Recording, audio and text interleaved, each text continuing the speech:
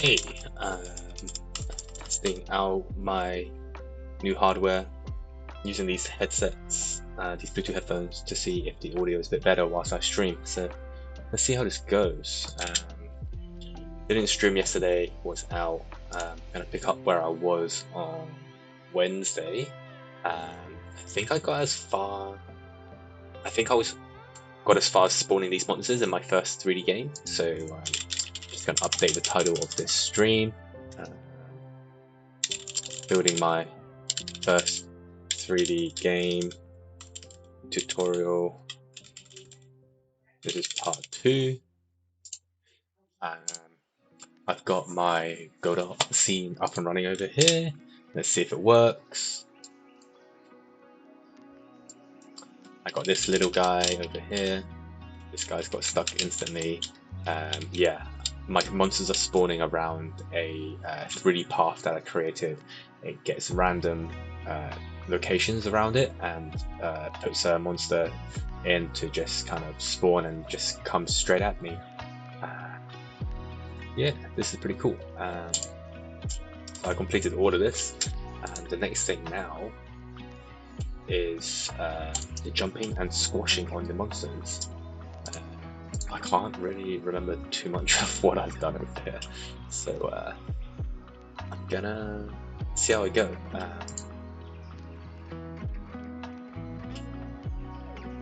So in this part, I'm going to be adding the ability to jump and squash monsters. In the next lesson, we're going to make the player die.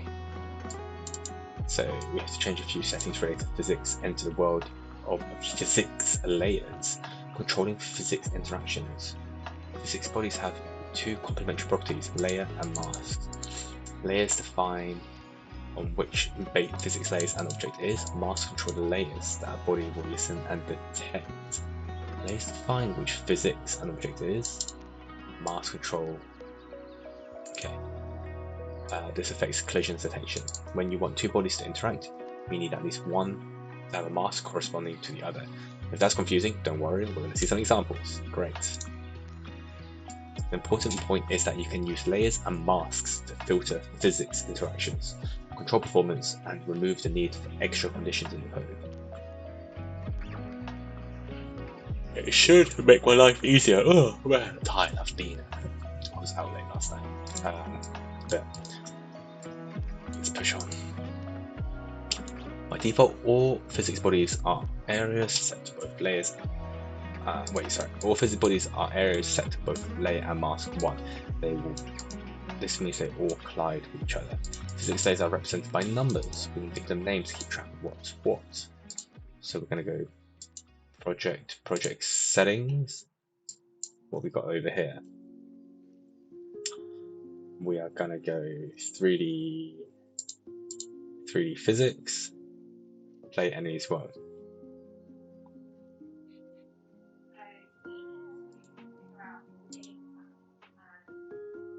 Alright, no, wait, I want layers.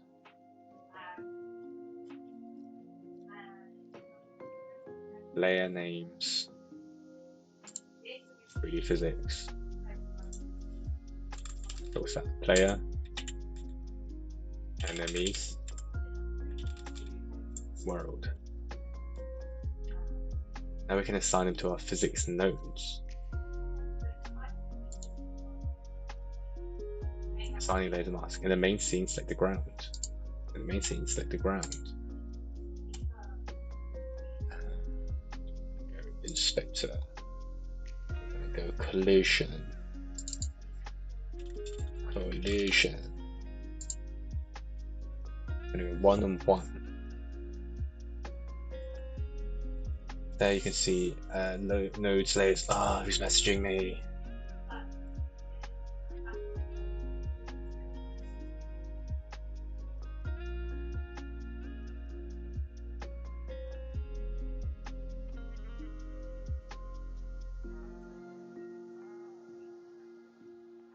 Go away, work.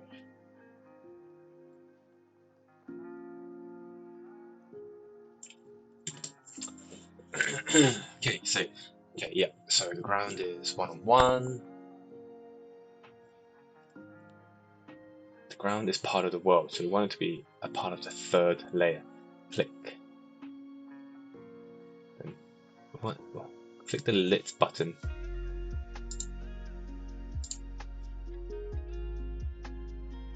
Toggle it off. Toggle off the mask.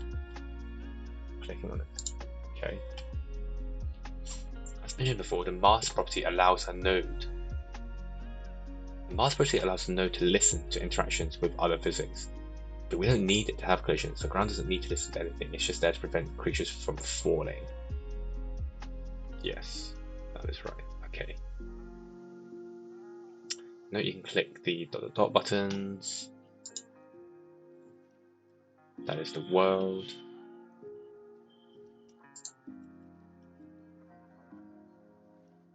Select the player node. We want to have 2 masks.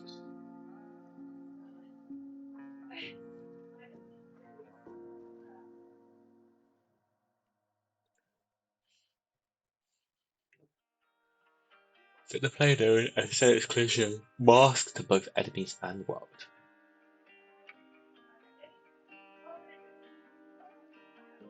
What?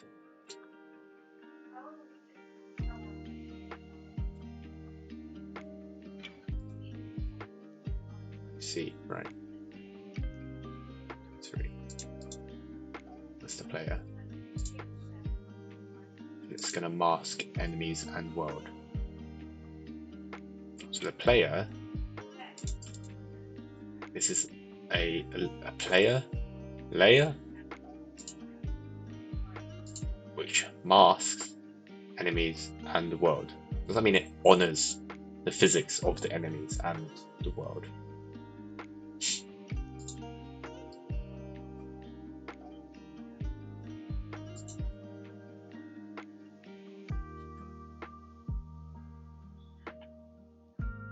Click on the mob scene.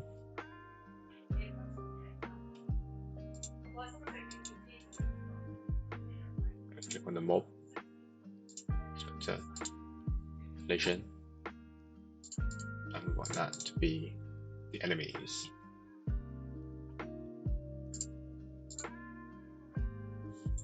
These settings means the monsters will move through one another. If you want monsters to collide with and slide against each other, turn on the enemy's mask. Yeah, okay, so this is saying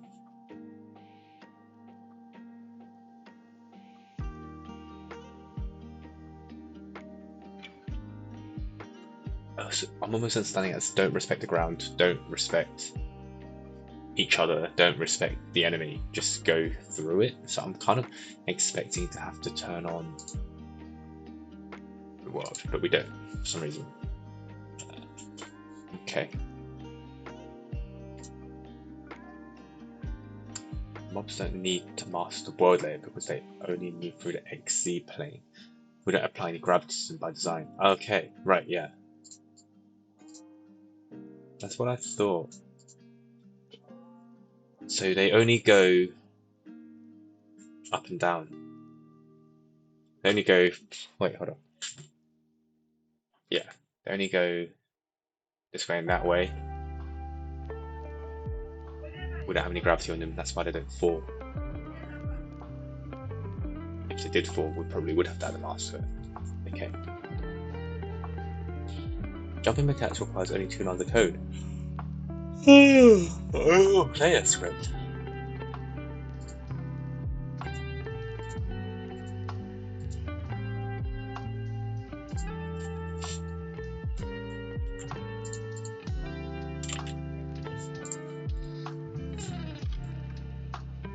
Jump and pop.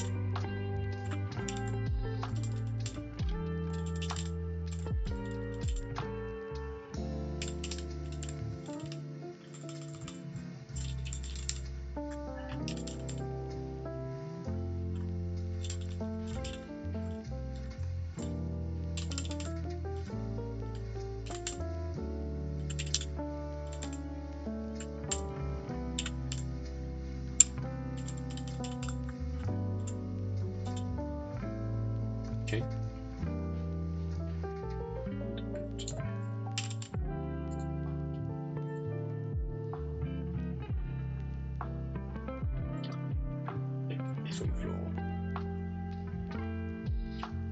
Returns true. I like how they've got all these built-in functions in here, because I'm sure it would be pretty trivial to implement the players on the floor, but we just have this just out of the box. Very handy.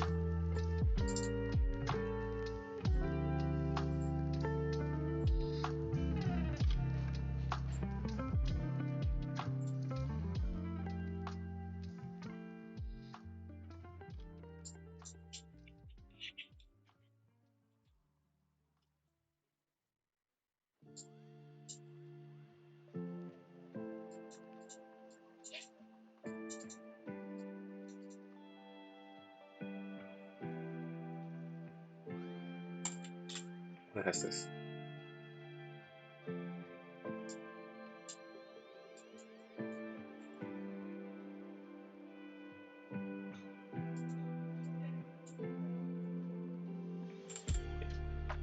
Did I break it? Okay.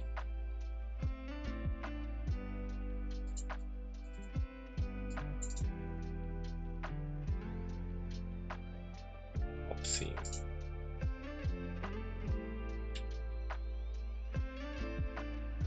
You can use Godot's group tagging feature.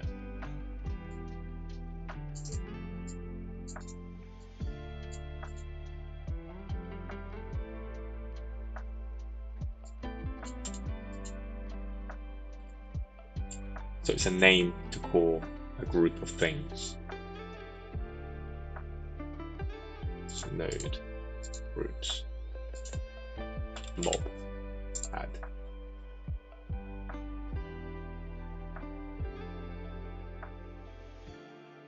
So if this mob scene is added to a player, every time we instantiate it, we can say all mobs, and it will grab every single instance of it. Okay.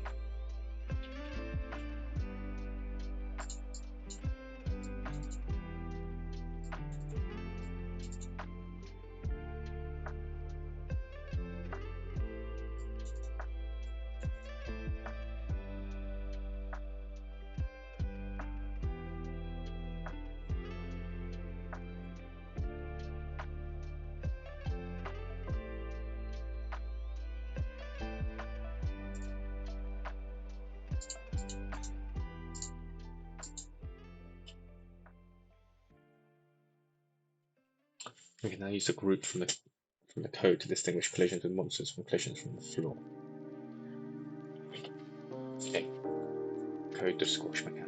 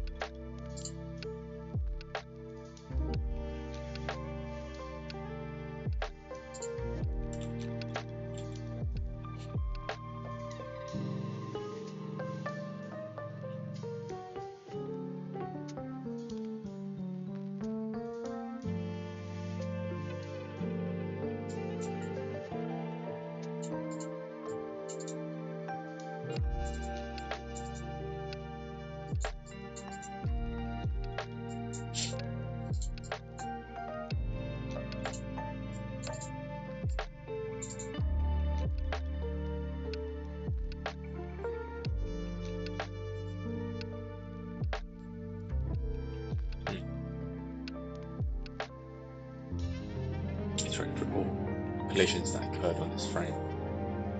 This sounds expensive.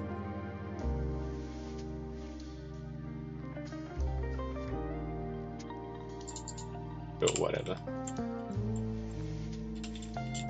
Index. In range. Get. Slide. Collision.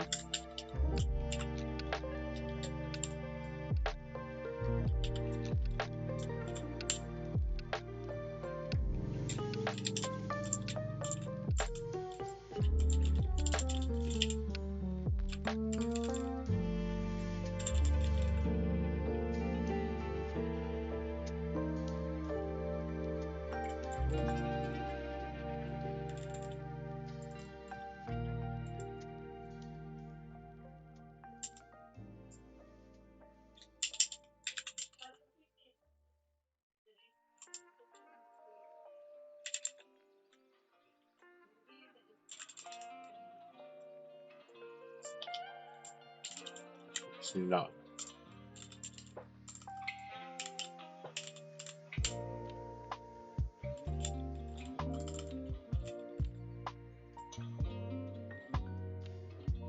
So if it close, then just continue.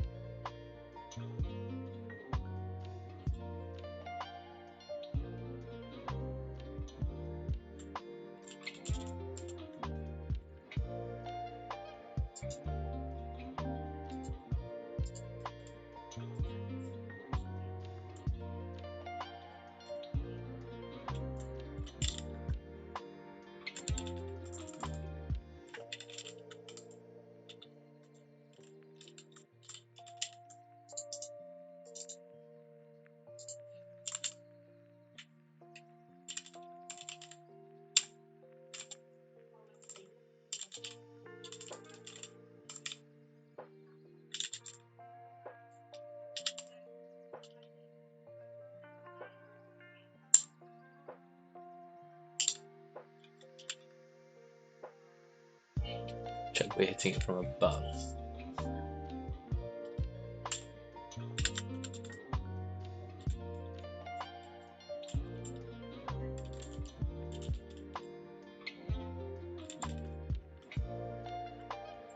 No.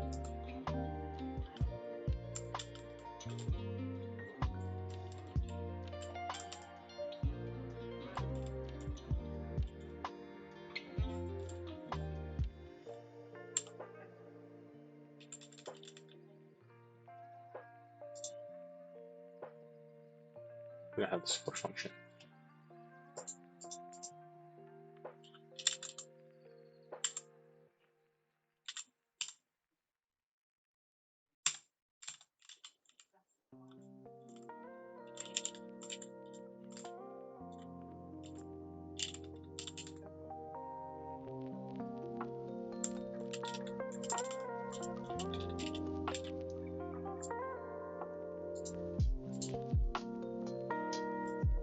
There's a lot of new functions, yeah.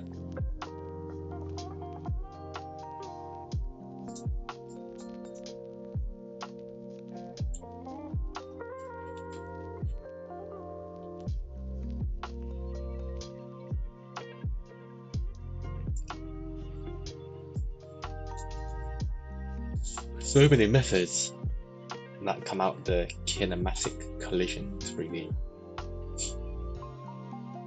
It's in group, it's available on every node.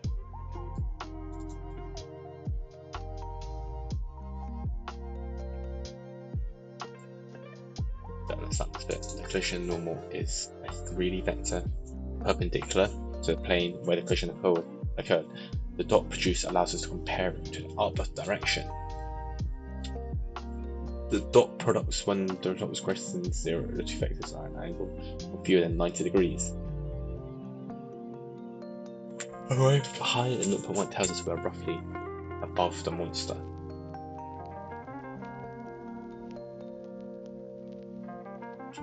After handling the squash and bounce logic, we terminate the loop early via the break statement to prevent further duplicate calls to mob squash. We're calling one undefined function. Yeah, so we're going to go back to mob.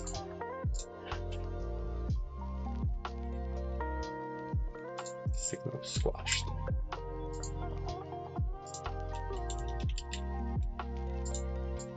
It's a function that squashed emit to Q3. So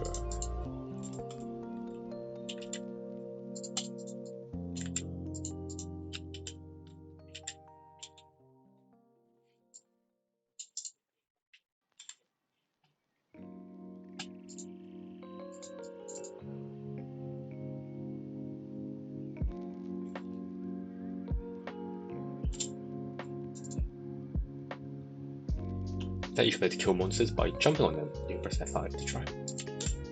It's work.